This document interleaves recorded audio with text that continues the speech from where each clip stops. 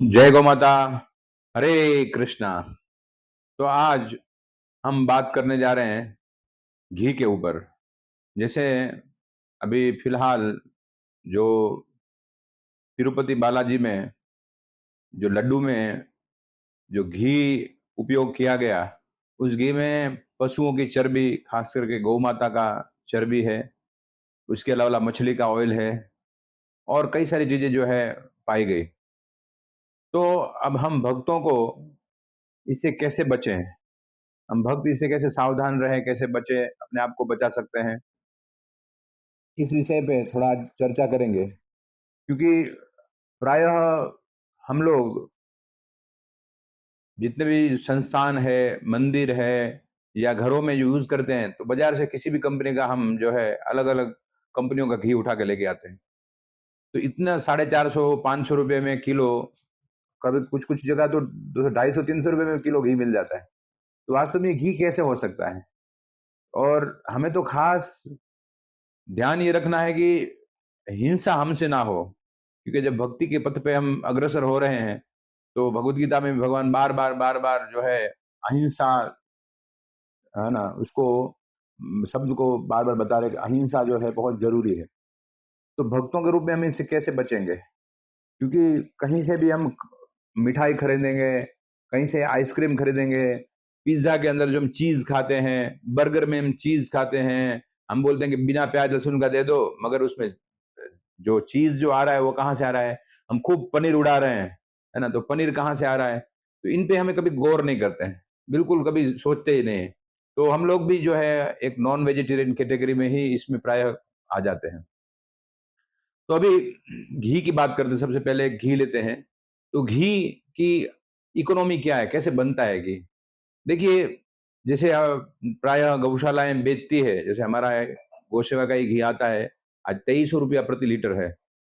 तो कैसे बनता है, तो हम एक कैलकुलेशन करेंगे यहाँ पर।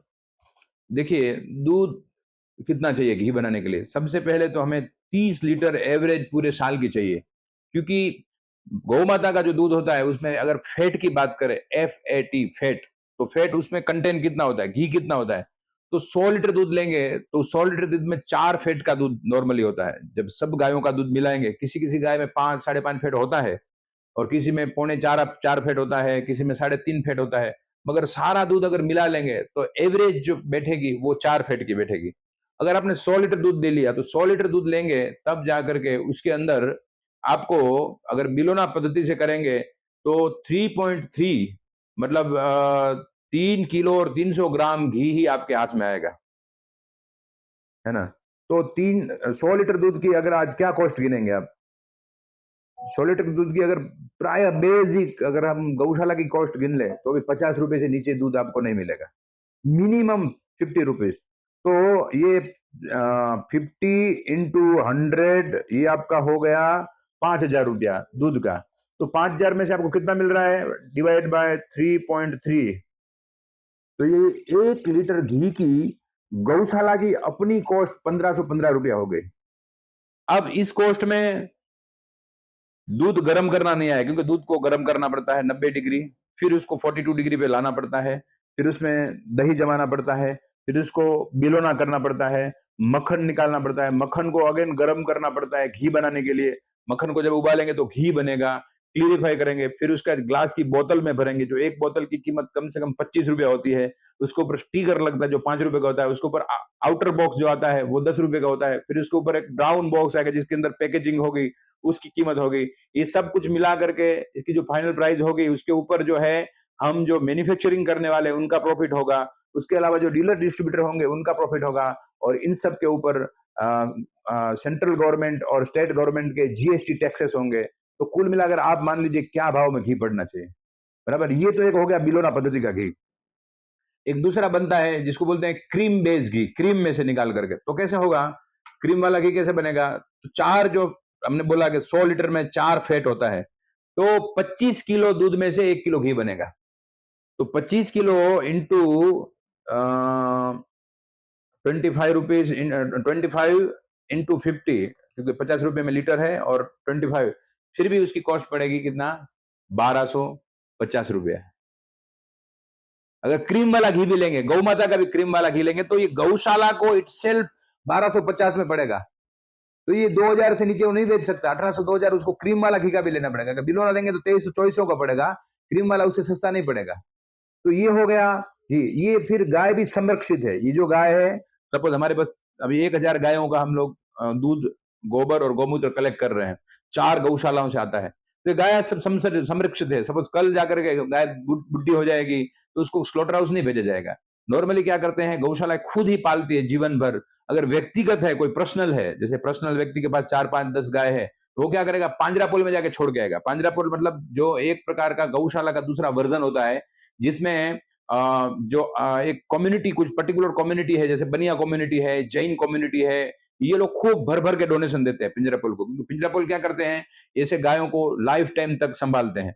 तो वहां आपको कुछ पैसे भरने पड़ते हैं, तो पिंजरापोल वाले आपकी गाय को स्वीकार कर लेते हैं और लाइफ टाइम रखते हैं। तो यहाँ गाय कटती नहीं है। दूसरा, इन गायों को दूध निकालने के लिए ऑक्सीटोसिन टॉक्सिन जो आते हैं, उनके इंजेक्शन लगते नहीं है। मतलब अहिंसक रूप से बछड़े को पिलाने के बाद, या बछड़ा बड़ा हो गया तो नहीं पिलाते हैं, छोटा रहेगा बछड़ा तो उसको दूध पिलाते हैं। तो ये दूध प्राप्त किया जाता है। तो ये अहिंसक मिल्क भी है, बराबर है, जिसमें हिंसा नहीं हो रही। तो आप इस दूध को और दूध के उत्पादन में जो भी बनता है, आप इसका उपयोग कर सकते हैं। अब और दूसरा पॉइंट, जैसे सस्ते घी आते तो कैसे बनते हैं प्रभु जी, मार्केट में 500-600 रुपए में बड़ी बड़ी कंपनियां, ब्रांडेड कंपनियां बेच रही हैं, तो कैसे है? देखिए, नॉर्मली क्या होता है कि फॉरेन से इंपोर्ट किया जाता है क्रीम। क्योंकि फॉरेन की बात करूं तो मैं खुद गल्फ फूड में गया हूं, जो दुबई में होता है। और वहां पूरी दुनिया से अलग अलग कंपनी अपना घी, मिल्क पाउडर और इन सब चीजों को, क्रीम को बेचने के लिए वहां पर आती है। तो मेरी बात हुई, जैसे ब्राजील और अलग अलग तुर्की वगैरह से बहुत सारी कंपनियां आई थी। वहां पर आज भी भारत के हिसाब से देखा जाए तो 16 रुपया से 17 रुपया में लीटर दूध मिल जाता है। जबकि हमारे यहाँ अभी 40 रुपये में प्रोक्योरमेंट होता है। बड़ी बड़ी कंपनियां जो प्रोक्योर कर रही है किसानों से या गौशालाओं से, तो 40 रुपए के आसपास गाय का दूध प्रोक्योर करती है, भैंस का जो 60-70 रुपए में प्रोक्योर करती है। तो वहां पर आज भी 17 रुपया 16 रुपये मिल रहा है। और वहां, जैसे ब्राजील की बात करें तो वहां लैटिन अमेरिका है, वहां पॉपुलेशन ही नहीं है, और वहां दूध प्राय बहुत कम खाते हैं लोग। तो उन सब क्या क्या करते हैं, या क्रीम के रूप में बाहर निकाल देंगे, मिल्क पाउडर के, स्कीम मिल्क पाउडर कहते हैं, उसके रूप में बाहर निकाल देंगे।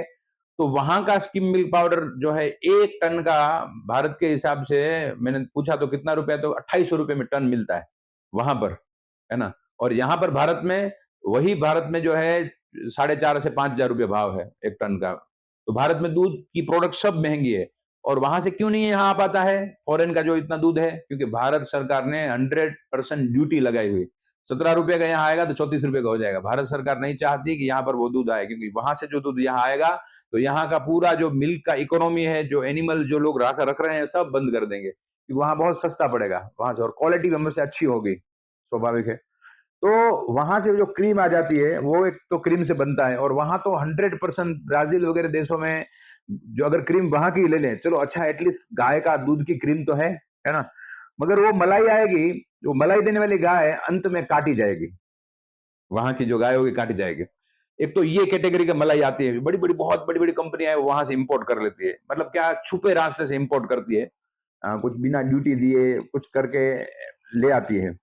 और दूसरी बात करेंगे कि एक आप देखेंगे, कभी भी गूगल करना, इंडिया मार्ट वगैरह में सर्च करना, एक बटर ऑयल आएगा, बहुत सस्ता बटर ऑयल मिल जाएगा। मुझे कुछ बोलने की जरूरत नहीं, आप जब सर्च करेंगे तो सामने आएगा। उसमें इतना एमआर है, इतना उसका बीआर है, इतना ग्रेनुलेशन, इतना बनेगा, इतना टेम्परेचर पे मेल्ट होगा, सब कुछ रेडीमेड मिलता है। वो क्या होता है, नॉर्मली बटर ऑयल मतलब जितने मरे हुए पशु है, जो भी डेड एनिमल्स है, चूहे भी आ गए, जितने भी जो भी कुछ है, उन सबको बड़े बड़े भगोनों में उबाला जाता है। उबाल उबाल उबाल उबाल उस अंदर से एक प्रकार का फैट रिलीज होता है, बोलते हैं म्यूडोमन फैट बोलते हैं। तो एनिमल फैट पकड़ चलते हैं नॉर्मल भाषा में। तो एनिमल फैट होता है जो आज मिला हमें, जो तिरुपति के लड्डू में, तो प्रायः यही इसी का बनता है। बड़ी बड़ी कंपनियां हैं, बहुत कंपनियां मार्केट में। और हम भी मंदिरों में भगवान को भोग लगाने के लिए, घर में कुकिंग करने के लिए डब्बे उठा उठा के लेके आते हैं। कोई देखता नहीं कहाँ से बड़ी कंपनियां हैं, बड़ी एडवर्टाइजमेंट आ रही है, बड़े बड़े स्टार उसकी ऐड कर रहे हैं, मतलब आंख बंद करके लेके आते हैं। देखो, इतना भारत में एनिमल ही नहीं है जितना घी और दूध और पनीर हम खा रहे हैं। है ना। पनीर तो हम तो दबा दबा के पनीर खाते हैं, मगर पनीर में भी प्रायः जो है एडल्ट्रेशन एडल्ट्रेशन और एडल्ट्रेशन, क्योंकि इतना पनीर बनना संभव नहीं है। क्योंकि पनीर में भी क्या होता है, आजकल जो है सिंथेटिक पनीर ही मार्केट में ज्यादा चलता है। और दूसरा, भैंस का जो कुछ भी आता है, जैसे प्राय आप देखते हैं कि कई जगह घी बनते हैं, तो घी में ये खास करके बड़ी कंपनियां जितनी भी है काऊ घी बोलते हैं, मगर उसमें कैसे होता है, जैसे कि मैं यहीं आपको बात करूं, अमूल सबसे बड़ी हम जिसको मानते हैं, आनंद मिल्क यूनियन लिमिटेड, बराबर है अमूल। तो अमूल जैसे हमारे यहाँ जसदन से ही मिल्क प्रोक्योरमेंट करता है, तो मिल्क प्रोक्योरमेंट कर रहा है, तो उसमें क्या होता है कि जो कुछ प्रोक्योर करेगा वो एक साथ करेगा सारे एनिमल का, गाय का भी, भैंस का भी, बकरी का भी, ऊंट का भी, और जर्सी गाय का भी, सबका एक साथ प्रोक्योर एक ही टैंकर में यहाँ से दूध राजकोट डेयरी में जाता है, फिर वहां से सारा प्रोडक्ट बन के जाता है। तो आप जो यूज करते हैं उसमें भैंस का भी दूध आ रहा है। और भैंस प्रायः जो है, मैंने पहले बताया, जो इंजेक्शन दे करके ही दूध देती है। और दूसरा, भैंस जैसे वृद्ध होती है तो कोई उसको पांजरापोल में छोड़ने नहीं जाता है, जीवन भर उसकी सेवा नहीं करता, तुरंत वो कटने के लिए महाराष्ट्र, धुलिया, औरंगाबाद चली जाती है। यहाँ से पर्टिकुलर ट्रक भर भर के रोज जा रहे हैं। चाहिए तो मैं यहाँ से उनको मिला भी सकता हूँ, दिखा भी सकता हूँ, उसके एजेंट्स भी हैं, लेके जाते हैं और मार देते हैं। तो ऐसे पशु को जिसकी मृत्यु हो रही है, जिसको काटा जा रहा है, उसका हम घी वगैरह, क्योंकि उसको हम घी खाते हैं इसलिए भैंस को पालते हैं, उसका दूध पीते हैं इसलिए भैंस को पालते हैं, और भैंस को पालते हैं मारने के लिए।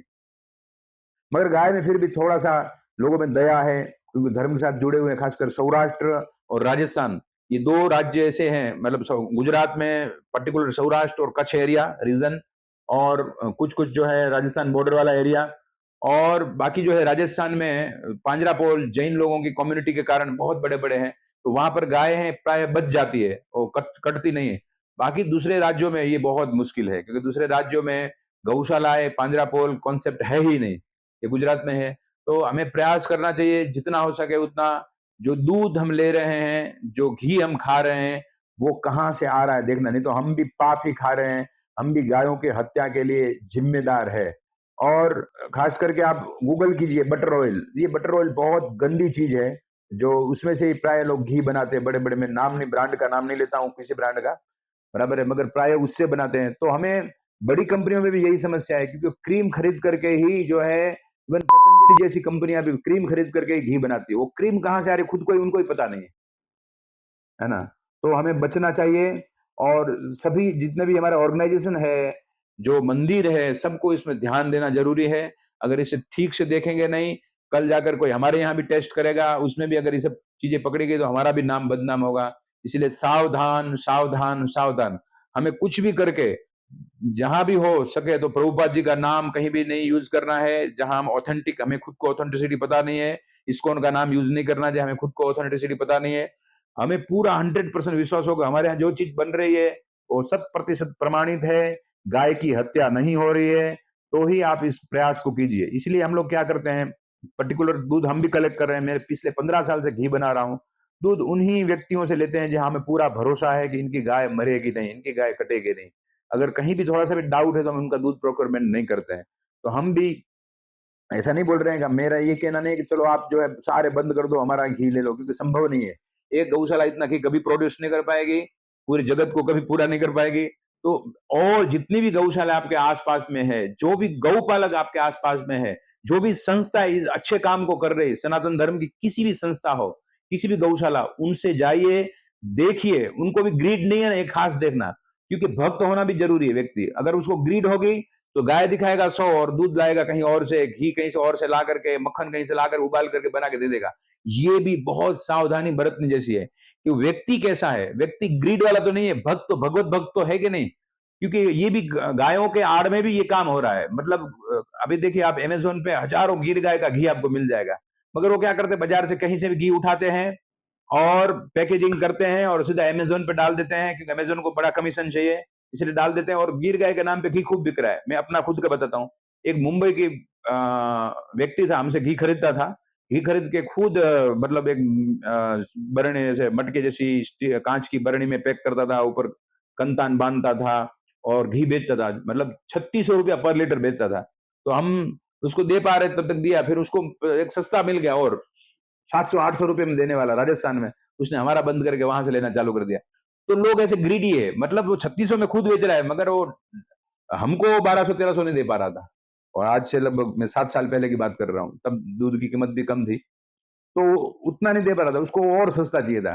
तो सबका खेल यही है, बड़ी-बड़ी ब्रांड जो गिर गए के नाम पे भी जो लोग काम कर रहे हैं ना, यही कर रहे हैं। इसलिए आपको ये एकदम मेक श्योर करना पड़ेगा कि जो आपको जो भी चीज़ें आ रही है, जो भी चीज़ें मिल रही है, उसमें कितनी सत्यता है, व्यक्ति को ग्रेड कितनी है, आपको उसको भी ये भी देखना पड़ेगा, है ना? जैसे हम देखते हैं कहीं हमें बेटी देनी तो हम सारी चीज़ें चेक करते हैं ना, उस तरह से अगर हमारा पेट में डालने वाली चीज़ें अगर हमारी जहाँ से आ रही है तो उनमें क्या-क्या चीज़ें हैं, सबसे ज़्यादा मिलावट होता है, डेयरी प्रोडक्ट्स में ही मिलावट होता है। जैसे आप गेहूँ में या चावल में उतना मिलावट करना मुश्किल है, एकदम आँखों में दिख जाता है, मगर इन चीज़ों में समझ में नहीं क्योंकि आप देखिए मैं बताऊँगा आपको, आप जाकर बटर ऑयल सर्च कीजिएगा एएमएफ करके सर्च कीजिएगा गूगल में जाके, तो उसमें सब आएगा क्या क्या कितना एरोमा चाहिए, कैसा घी के लिए सुगंध कैसी मिलानी चाहिए, कैसे घी में सुगंध आएगी।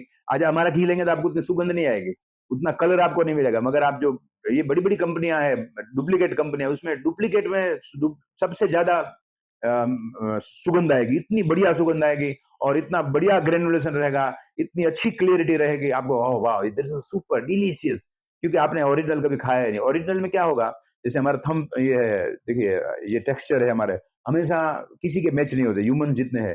तो नेचर में यही है, नेचर में जो भी आप घी लेंगे, तो उसमें कभी एक जैसा नहीं आएगा। दिवाली में घी अलग आएगा, गर्मी में घी अलग आएगा, बारिश के मौसम में अभी एकदम पीला-पीला आएगा, बराबर है? अब जैसे ठंडी आएगी तो घी का कलर बदल जाएगा, गर्मी आएगी घी का कलर बदल जाएगा क्योंकि नेचर के साथ है। तो लोगों को पसंद नहीं आता, अरे, अरे, अरे! और दूध भी खरीदते थे, हम अहमदाबाद भी दूध पहुँचाते हैं। दूध तो आपने બહુ પતલો આવે છે, આવું આવે છે, જાડું આવે છે, कंप्लेंट कर देते थे। क्यों? क्योंकि सीज़न जैसे बारिश में अभी घास हरा घास खाएगी, बारिश पानी वाला घास, पानी चढ़ा हुआ घास, तो दूध पतला आएगा। ठंडी में दूध गाढ़ा हो जाएगा। फिर गर्मी में घी दूध अलग आएगा। मगर लोग इस चेंज को एक्सेप्ट नहीं कर पाते, इसलिए बड़ी कंपनियाँ क्या करती है, यूनिफ़ॉर्मिटी लाती है। कभी चेंजेस नहीं होना चाहिए, सब उसमें पाउडर मिलाएँगे, ये मिलाएँगे, फलाना मिलाएँगे, ढिकना मिलाएँगे। हम ही लोगों को बिगाड़ रहे हैं क्योंकि हमने बचपन से जन्म से ही अमूल की ही चीज़ें खाई, टेस्ट बड्स हमारे जो है ना, उसी के हिसाब से चलते हैं। तो उसका स्टैंडर्ड के हिसाब से चलते हैं और वो सब कमर्शियल कंपनियाँ हैं, वो अपना हित करने के लिए वो कमर्शियलाइज़ करती है। इसलिए हमें सबको सावधान रहना चाहिए कि क्या चीज़ें हम यूज़ कर रहे हैं, कैसी चीज़ें यूज़ कर रहे हैं और ख़ास करके भक्तों को, भगवान को जो दिया लगाते हैं, याद रखना चर्बी का तो दिया नहीं लगा रहे हैं, है ना? भगवान को जो सुबह-सुबह हलवा बना के गरमा-गरम खिलाते थे, चर्बी वाला तो नहीं लगा रहे हैं, नहीं तो हम भक्ति की जगह हम जो है अपराध कर बैठेंगे और ये बहुत बड़ा श्री विग्रह के चरणों में डीटीज़ जो है अपराध होगा और इसके कारण हमें पता नहीं किस नरक में जाना पड़ेगा। तो जागो, जीव जागो, अगर नहीं हो सके आपको लगे घनश्याम प्रभु का भी नहीं खरीदना, इसका भी नहीं खरीदना, खुद गाय पाल लो। 1-2 गाय रख लो, कहीं किसी को आदमी को दे दो, कोई किसान को, वहाँ से रोज़ अपना दूध लेके आओ, वहाँ 2 कैमरे लगा दो, खुद मेक श्योर करो कि अरे भाई, हम लोग महँगी-महँगी 50-50 लाख की, 60-60 लाख की, 70 लाख की गाड़ियाँ रख सकते हैं, बड़े-बड़े महँगे-महँगे फ्लैट रख सकते हैं, तो जो हम खा रहे हैं वो शुद्ध करने के लिए कहीं जाकर किसानों के पास 2 गाय नहीं रख सकते हैं। तो आप खुद की ही गाय रखो, ऐसा भी कर सकते हैं, 5, 10, 25 लोग इकट्ठा होकर के एक ग्रुप बनाओ और सब मिल करके गाय रखो कहीं पर, एक जगह पर और उसको उसको भी रोज़गार मिल जाएगा, किसान को भी मिल जाएगा और आपको दूध और दही मिल जाएगा, सही मिल जाएगा।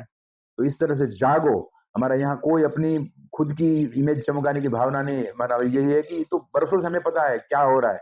ये एक मंदिर की बात नहीं है, आप सब मंदिर में चले जाओ, वो बड़ी-बड़ी कंपनियों के जो घी आ रहे हैं, नोवान, फलाना, ढिमकान वही यूज़ कर रहे हैं, जिसमें कोई घी कहीं दूर-दूर तक नहीं है। और इसीलिए आपको खुद को ही खुद के ऊपर भरोसा करना पड़ेगा। किसी के ऊपर भरोसा करके चलेगा नहीं। हरे कृष्णा, जय गौ माता।